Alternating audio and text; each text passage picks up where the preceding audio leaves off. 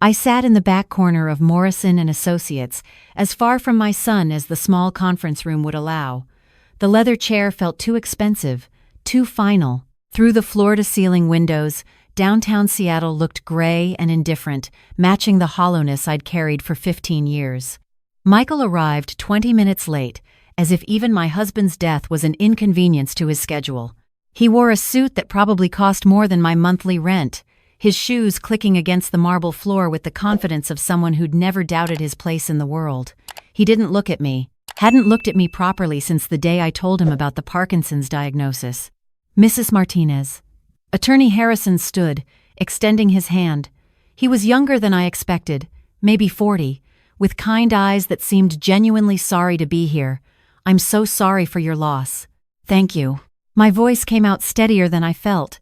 My right hand trembled slightly as I shook his. The tremor was worse when I was nervous. Always had been, even before the disease had a name. Emily squeezed my other hand under the table. My daughter had taken the morning off from the hospital where she worked as a nurse. She'd taken so many mornings off over the years. So many afternoons and evenings and midnight emergencies when I couldn't open a pill bottle or needed help getting dressed. "Can we get this started?" Michael checked his watch, a Rolex I didn't recognize. "I have a 2 o'clock in Bellevue." Harrison's jaw tightened almost imperceptibly. "Of course. Let's begin." He opened a burgundy portfolio, and I recognized my husband's handwriting on the documents inside. Robert had always written in fountain pen, said it made important words feel more permanent. My chest ached. He'd been gone 6 days. 6 days since the cancer finally won. We'd had 3 months from diagnosis to death, 3 months that felt like 3 minutes. As the executor of Robert Martinez's estate, I'm here to distribute assets according to his will, last updated 2 months ago. Harrison's voice was professional but not cold. "The total value of the estate is approximately $3.2 million, consisting of the family home, investment accounts, and life insurance policies." Michael leaned forward. I watched him calculate, watched the numbers light up behind his eyes like a slot machine. He'd always been good with numbers. Top of his class at business school. Robert had been so proud. That was before, though. Before he called his sister stupid for wasting her life as a nurse. Before he suggested I move into one of those facilities when the shaking got worse. Before he stopped coming around altogether. I'd like to address some preliminary matters first. Harrison pulled out a separate envelope. "Michael, your father left you a letter." My son's expression shifted, something flickering across his face that might have been emotion. He took the envelope without comment. It was thin. Whatever Robert had to say to him fit on one page. "Aren't you going to open it?" Emily asked quietly. "Later." Michael set it aside without looking at it. "Let's talk about the distribution." Harrison's pause was deliberate. "Very well. Let's start with the family home at 2,847 Willow Creek Drive, valued at approximately $780,000. I'd lived in that house for 32 years, brought both children home from the hospital to that house, learned I had Parkinson's in that house, said goodbye to my husband in that house. The house goes to Emily Martinez, along with all furnishings and personal effects." Harrison looked at my daughter. "Your father wanted you to have the place you'd always called home." Emily's hand flew to her mouth. Tears spilled over immediately. Michael's chair scraped backward. "What? The house goes to your sister. That's ridiculous. I'm the eldest. I'm the son." His voice rose. "That house should be split, or it should go to me. Emily doesn't need it. She rents that tiny apartment downtown." "I rent it because someone had to be close to Mom," Emily said, her voice shaking. "Someone had to be available when she fell. When she couldn't remember if she'd taken her medication. When she was scared in the middle of the night." "Oh, please." Michael stood now, pacing. "You chose that. No one forced you to play martyr." The words hit like a slap. I wanted to defend her, but my throat had closed around anything I might say. Harrison continued as if Michael hadn't spoken. "The investment portfolio, valued at approximately $800,000, also goes to Emily Martinez." "This is insane," Michael whirled on me. "Did you do this? Did you poison him against me?" I finally found my voice. "Your father made his own choices, Michael. Just like you made yours." "What's that supposed to mean?" "It means you left." The words came out quieter than I intended. 15 years ago, when I needed you most, you left. You had Parkinson's, not cancer. People live with Parkinson's for decades. You're still here, aren't you? He gestured at me dismissively. You were fine. I wasn't fine. My voice cracked. I was terrified. I was 52 years old, and my hands wouldn't stop shaking, and the doctors said it would only get worse. Your father was trying to keep his business afloat during the recession. Emily was just starting nursing school. And you. I stopped. What was the point? He'd made his position clear 15 years ago, when he'd told me I was being dramatic and that he couldn't deal with my neediness right now. He had his own life to build. Harrison cleared his throat. Perhaps we should continue. There are still several items to address. Michael rounded on him. How much do I get? As the firstborn son, I deserve the majority, at least $2 million. Emily can have her house and some pocket money, and Mom, you'll be fine with your pension and Social Security. The casualness of it stunned me. The easy dismissal, as if my entire life, my entire future, could be summed up as, you'll be fine. Harrison's expression hardened. Mr. Martinez, your father was very specific about his wishes. The life insurance policy, valued at $1.6 million, goes to Linda Martinez, your mother. I stopped breathing. That couldn't be right. So that's what, $2.4 million for my mother and Emily? Michael did the math quickly, his face reddening. That leaves $800,000 for me. Fine, I'll take it now. I assume there's a check? Actually, Harrison said, and something in his tone made my spine straighten. You receive $1. The silence was absolute. Excuse me? Michael's voice was barely above a whisper. Your inheritance is $1. $1 for each year you abandoned your mother. Harrison pulled out another envelope, this one clearly addressed to Michael. Your father asked that I read this aloud, unless you'd prefer to read it privately? Read it. Michael's face had gone from red to white. Read it out loud. Harrison opened the letter. Robert's handwriting seemed to fill the room. Michael, if you're hearing this, I'm gone. I'm sorry I won't be there to see your face when you learn that everything you expected, everything you felt entitled to, has gone to the people who earned it. You called your sister stupid for choosing nursing. Emily makes $68,000 a year, plus overtime. But she spent more than that in unpaid labor caring for your mother, the nights she slept on our couch in case Mom needed help at 3 a.m. The job opportunities she turned down because they were too far away. The relationships that ended because her boyfriend got tired of coming second to her family responsibilities. She earned that house. She earned that money. Every single dollar. Your mother. God, your mother. She worked part-time at the library for 23 years, not because we needed the money, but because she loved it. When the Parkinson's got worse and she had to quit, she cried for a week. Not because of the paycheck, because she'd lost her independence, her purpose, her daily escape from a body that was betraying her. She never complained. Not once, in all these years, did she complain about the shaking, the falls, the medication side effects, the indignity of needing help with things she used to do without thinking. She just kept going, kept trying, kept being grateful for every good day. You know what she was grateful for? That Emily looked like her. That when she couldn't remember things, Emily's face reminded her of who she used to be. Where were you, Michael? Where were you when she fell and broke her hip? Where were you when she needed surgery? Where were you on her 60th birthday? Her 65th? Any birthday in the last 15 years? You were building your career, making your money, living your life. That's fine. That was your choice. But choices have consequences. I left you $1 for each year you abandoned her. $15 seemed appropriate, but the attorney suggested $1 would make the point more clearly. I agreed. You had every advantage I could give you.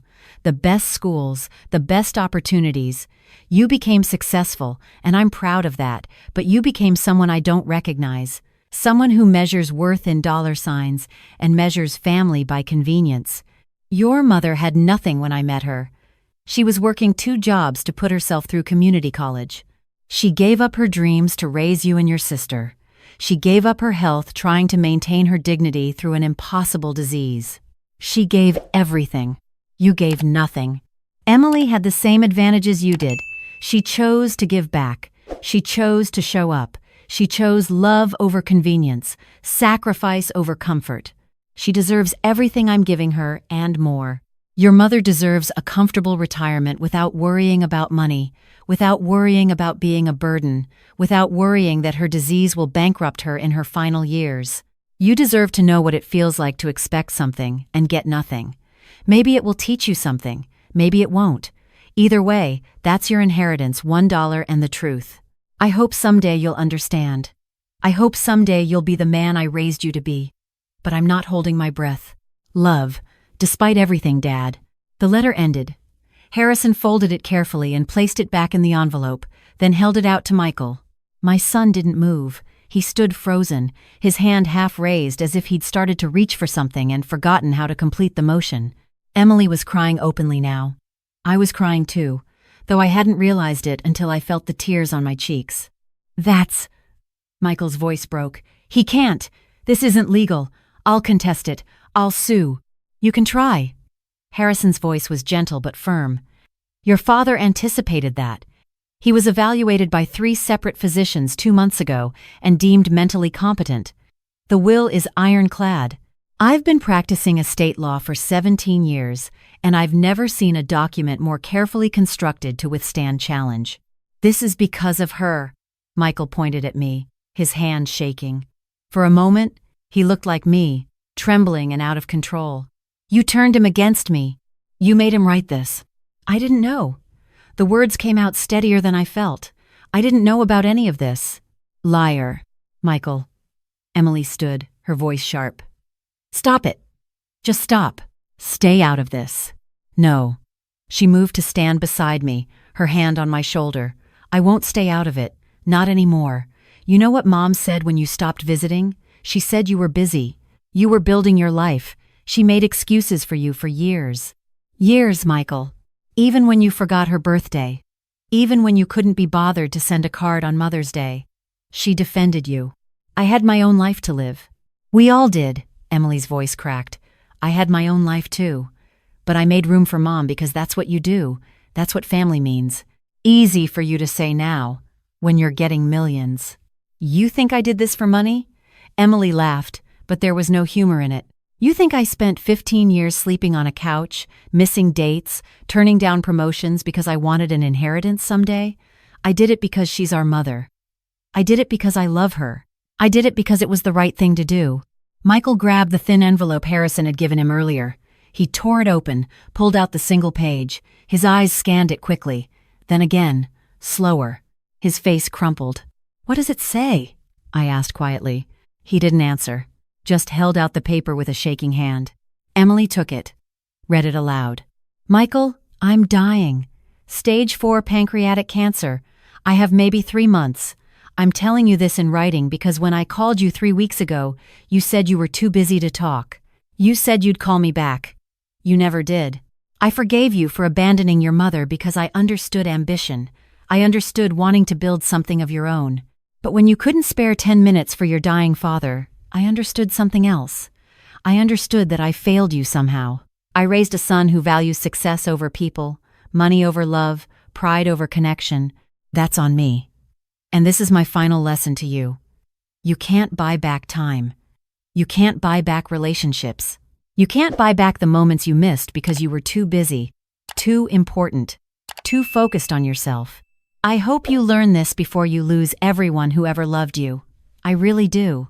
Your father. The room was silent, except for Michael's ragged breathing. He called you? I whispered.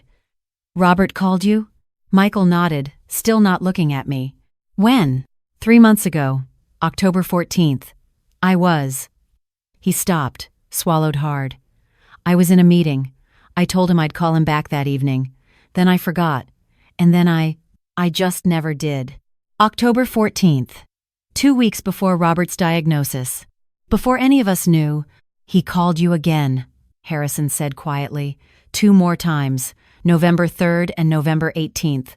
Both times, you didn't answer. He didn't leave messages. Michael's knees seemed to give out. He sat down heavily, his head in his hands. I didn't know, he said. I didn't know he was sick. If I'd known, would you have called back? Emily's voice was soft now, sad. Really, Michael? Would you? He didn't answer. Harrison began gathering his papers. Mrs. Martinez, I'll need you to sign some documents. The house transfer to Emily will take a few weeks to process, but the financial accounts can be transferred more quickly. The life insurance should pay out within 30 days. I nodded numbly. My brain was struggling to process it all. Robert had left me $1.6 million. Me, the woman who'd worked part-time at a library. The woman who could barely hold a coffee cup without spilling it. Why? I asked Harrison. Why did he leave so much to me? Harrison smiled, and it was genuine. He left a note about that too. He said, "She's going to ask why. Tell her it's because she earned it. 38 years of marriage, 2 difficult children, and a degenerative disease, and she never once made me feel like I owed her anything. This is me paying the debt anyway." The tears came harder then. I'd loved Robert for 38 years, but I'd never quite believed he saw me the way I saw him. I'd always felt like the lucky one, the one who'd married up, who'd gotten more than she deserved. "There's one more thing." Harrison pulled out a final envelope. "He wanted you to have this on your birthday, but given the circumstances, I think now is appropriate." My birthday was in 3 weeks. I wouldn't have made it to my birthday without breaking down. Inside the envelope were 2 items. First, a check for $50,000 made out to Pacific Northwest Parkinson's Foundation. Second, a letter. "Linda, my love, I'm giving away some of our money in your name because I know you won't spend it on yourself. You'll hoard it, worry about it, treat it like it's too precious to touch. So I'm spending it for you. This donation is in honor of your strength, your grace, your stubborn refusal to let this disease define you. Maybe it will help someone else. Maybe it will fund research that leads to better treatments, better outcomes, better lives. That feels like something you'd want. As for the rest of the money, use it. Travel. Move somewhere warm if the cold makes your symptoms worse. Buy that art you always admired but called impractical. Take Emily to Europe like you always talked about.